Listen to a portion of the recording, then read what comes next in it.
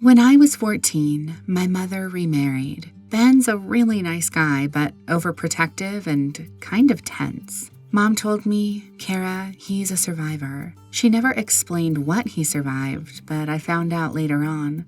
Good thing I did.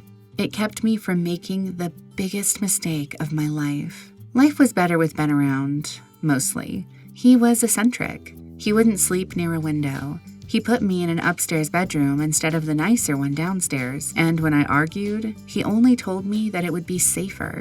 I was bad-tempered as a teen, so Ben's behavior pissed me off sometimes. I knew he cared about me, so it didn't really bother me. What bothered me was when I caught him sneaking into my bedroom at night. It started a few months after the wedding.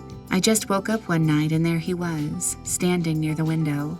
He didn't say anything. He was just there. I held very still, watching him through my lashes. He just stood there across the room, sometimes watching me, sometimes watching out the window instead. Minutes passed. Then he turned and snuck out of the room, quietly shutting the door. I lay there confused. Why had he come into my room? Why had he been watching me? I just didn't get it.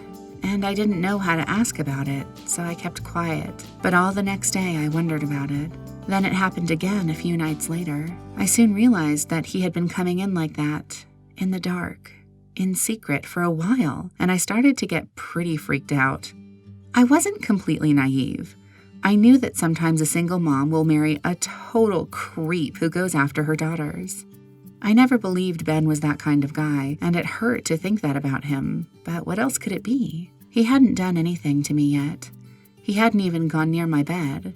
But what if he started to? What if he did something while I was sleeping and helpless? My door had no lock on it to keep him out. I started losing a lot of sleep over the next month, making sure that I was awake when Ben came in. He showed up late at night, a few times a week. He stayed for around 5 to 10 minutes each time. He still never came near, but I was still scared. I still lost sleep. Finally, my English teacher noticed something was wrong and confronted me. I told her I had insomnia. I almost told her Ben was the cause. If I had, she might have had to report his weird behavior, which would have been a disaster. Instead, I looked Ben up online to see if he had ever hurt any kids. I found something terrible, all right, but Ben never hurt anyone. Years ago, someone kidnapped Ben out of his ground floor bedroom window to hold him for ransom. That was what he survived. Once I learned that, it all started making sense, and my fear started going away. I learned the truth about Ben's visits a week later, and it left me in tears.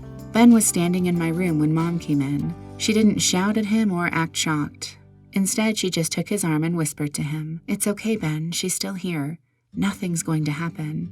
"I know," he sighed as they left, "but sometimes I just can't sleep until I make sure."